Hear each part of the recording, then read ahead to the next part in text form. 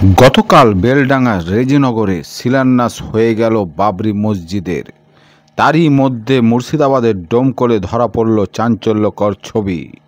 অযোধ্যার ভাঙা বাবরি মসজিদের ইট এবার দান করবেন ডোমকলের প্রাক্তন সেনা জওয়ান। অযোধ্যায় ভেঙে পড়া বাবরি মসজিদের ধ্বংসাবশেষ থেকে সংগ্রহ করে রাখা একটি ইট এবার মুর্শিদাবাদের ডোমকলে নির্মীয়মান হুমায়ুন কবিরের বাবরি মসজিদে দান করার সিদ্ধান্ত নিলেন প্রাক্তন সেনা জওয়ান মোহাম্মদ আলাউদ্দিন খান। 1992 সালে 6ই ডিসেম্বর সিআরপিএফের র্যাপিড অ্যাকশন ফোর্সে কর্মরত অবস্থায় অযোধ্যায় ডিউটিতে ছিলেন তিনি। ধ্বংসস্তূপ সেই দিনগুলোর স্মৃতি হিসেবে একটি ভগ্ন ইট বাড়িতে এনে সংরক্ষণ করে রেখেছিলেন। বহু বছর ধরে এবার সেই ঐতিহাসিক ইট মসজিদ নির্মাণে উৎসর্গ করতে চান তিনি। আলাউদ্দিন খানের এই সিদ্ধান্তকে কেন্দ্র করে এলাকায় ইতিমধ্যে আলোচনা শুরু হয়েছে। ডিউটি তো ওখানে তৈনাত ছিলাম, সেই সময় CRPF rapid action force RF বলে, সেটাতে আমি তৈনাত ছিলাম আমি। এবং আমাদের ক্যাম্প ছিল সেই সময়তে ফৈজাবাদ আর্মি ক্যাম্পে। ওখান থেকে আমাদের তৈরি রাখা হয়, কিন্তু আমাদের মানে আদেশ দেওয়া হয়েছিল না। সকালবেলায় আদেশ দেওয়া হয়েছিল, সকালবেলায় গিয়ে দেখি আমরা বাবরি মসজিদ একদম ধূলিসাৎ হয়ে গেছে। সেই সময় থেকে আদেশ দেওয়া হয়, সেই সময়তে সব তখন তাড়ানো হয়। সেই সময়তে কিছুই ছিল না, সেই ইট পড়েছিল কিছু, সব কিছু ইট সব নিয়ে চলে গেছিলো। আমাদের কমান্ড্যান্ট জেডব খান ছিল, সেও 8-10টা ইট নিয়ে গেলো। তখন আমি মনে করলাম যে আমি একটা নিয়ে যাই। সেই সময়তে আমি একটা ইট নিয়ে ব্যাগের মধ্যে ঢুকে নিয়ে এসেছিলাম। এবং আমার এই বাইতপুর খানপাড়া মসজিদে আমার এটা সংরক্ষণ করে রাখা ছিল ওটা।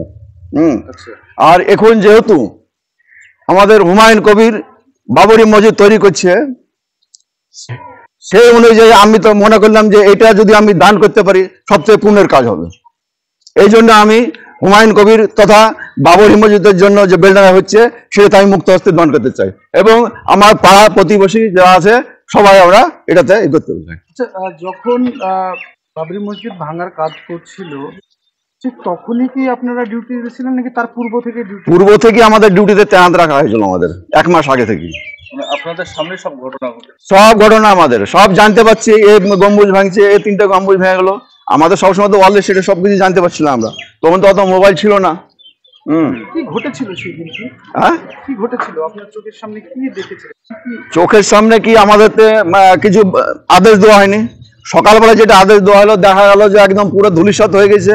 এবং তাম্বু সব স্টেটের, ওয়েস্ট বেঙ্গল, হায়দ্রাবাদ, তারপরে তোমার গুজরাট, আলাদা লাইন ছিল। তারপরে তোমার ওখানে খাদ্য ভান্ডার করা হয়েছিল, সব ওদেরকে তাড়িয়ে দেওয়া হলো। তাড়িয়ে দিয়ে একদম স্টেশনে তাড়িয়ে দেওয়া হয়। তাতে প্রায় চপ্পল জুতো এগুলো প্রায় 10-12 টাকা মানে পাওয়া গেছিল। তারপরে রেশন যে আমরা বর্তন ভান্ডার এগুলো ছিল সব, ওখানটায় সব পুরোপুরি করছিল। ও প্রায় 10-12 ট্রাক হবে। এইভাবে আমরা ওখানটায় ছিলাম। এটা সংরক্ষণ রেখেছিলাম আমি, যে আমাদের মসজিদে রাখা যাবে একটা স্মৃতি, বাবরি মসজিদ স্মৃতি। আপনি নিয়ে এসেছিলেন নাকি আরো নিয়ে এসেছিল? আমাদের জেডব খান আমাদের কমান্ড্যান্ট ছিল, আমাদের যে সিআরপিএফ কমান্ড্যান্ট ছিল, উনিও 8-10টা নিয়ে গেছিলেন। এবং আরো কয়েকজন নিয়ে গেছিল মানে স্টেট থেকে। আমি ওয়েস্ট বেঙ্গল থেকে আমি ছিলাম, সেই জন্য আমি ব্যাগ থেকে নিয়ে এসেছিলাম। এটা স্মৃতি রাখার উদ্দেশ্যে আমি নিয়েছিলাম। কখনো কি ভেবেছিলেন যে এইরকম একটা পুনরায় বাবরি মসজিদ তৈরি হবে আর সেই জায়গায় আপনার এই কাজে লাগবে, এমন কি কোনো? না, কখনো ভাবতে পারিনি যে এটা হয়েছে। আমি খুব খুশি যে বাবরি মসজিদ হচ্ছে, আমি ওটা যদি দান করতে পারি আমি মানে খুবই খুশি। আমি খুশি, তাছাড়া আমাদের গ্রামবাসী যে আছে তারা যত খুব খুশি, সকলেই খুশি। আমার নাম এমডি আলাউদ্দিন খান। 1992 সালে বাবরি মসজিদ ধ্বংস করা হয়।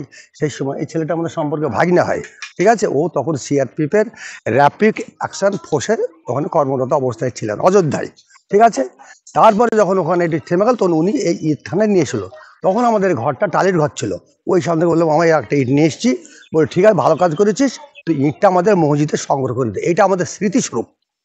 এই হিসাবে সেই থেকে আমাদের এখানটায় ইটটা আমাদের এই মসজিদে সংরক্ষণ অবস্থায় আছে, ঠিক আছে।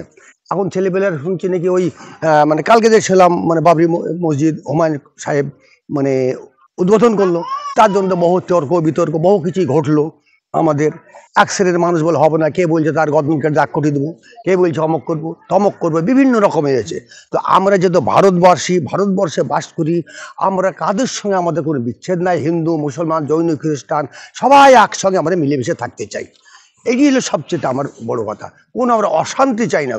হ্যাঁ, আর হুমায়ুন কবির যেটা করেছে খুব ভালো কাজ করেছে, তাকে সাধুবাদ জানাই। আল্লাহ তাকে যেন আরো ইমান বড় করে দেয়, ঠিক আছে, এবং আমরা যেন সকলের সাথে সম্প্রীতি বজায় রেখে চলতে পারি, এটি হচ্ছে আমার বিশেষ প্রার্থনা। আমার নাম হচ্ছে মোহাম্মদ আব্দুর রউফ ছিলেন, ইনি আমার ভাগ্নে আলাউদ্দিন খান। তো উনি যখন ইটটা নিয়ে আসেন, আমরা বললাম এই ইটটা কোনো জায়গায় ফেলবা না, এটা আমাদের মসজিদে রাখা হবে, মসজিদে রাখা হবে, মানে এটা একটা স্মৃতিস্বরূপ আমরা এই মসজিদে রেখেছিলাম। আজকে হুমায়ুন কবির বাবরি মসজিদটা তৈরি করেছে, সকালবেলায় ভাগ্নেকে বললাম, আরে ইটটা কোথায় আছে? তো বললো মসজিদে তো রেখেছো তোমরা। ঠিক আছে, তাহলে ওটা দিয়ে আসতে হবে, এই পর্যন্ত আমি বললাম। আর আমরা সবাই খুশি যে হুমায়ুন কবির একটা বাবরি মসজিদ মুর্শিদাবাদের বুকে তৈরি করতে চলেছে। তাতে আমার গ্রামের লোক অনেক গিয়েছে, আমার ডমকল ব্লকের লোক অনেক গিয়েছে, সকলেই আমরা খুশি যে একটা ভালো কাজের জন্য, যে ঐতিহাসিক বাবরি মসজিদ যা মানে ভারত সরকার অন্যায়ভাবে ভেঙে সেটাকে মন্দির বানিয়ে দিল, তার জন্য ভারতবর্ষের গোটা পৃথিবীর মানুষ তাতে ভারতবর্ষ সরকারের মানে ধিক্কার জানিয়েছে। তবুও কিন্তু আমরা মেনে নিয়ে আমরা অন্য জায়গায় জমি দিয়েছে তাদেরকে, সে জায়গায় আমরা বাবরি মসজিদ এখনো হয়নি। এই হুমায়ুন কবির আমাদের মুর্শিদাবাদে উচ্চ স্বরে সমস্ত আমলাদেরকে তোয়াক্কা না রেখে উনি যে এই প্রতিজ্ঞা নিয়ে এই বাবরি মসজিদ ভিত্তি স্থাপন করলেন, তার জন্যে আমরা তাকে অসংখ্য আল্লাহ পাকের প্রত্যেকে তাকে আমরা তার প্রতি দোয়া কামনা করি। আমার নাম মোহাম্মদ শাহিদুল ইসলাম খান।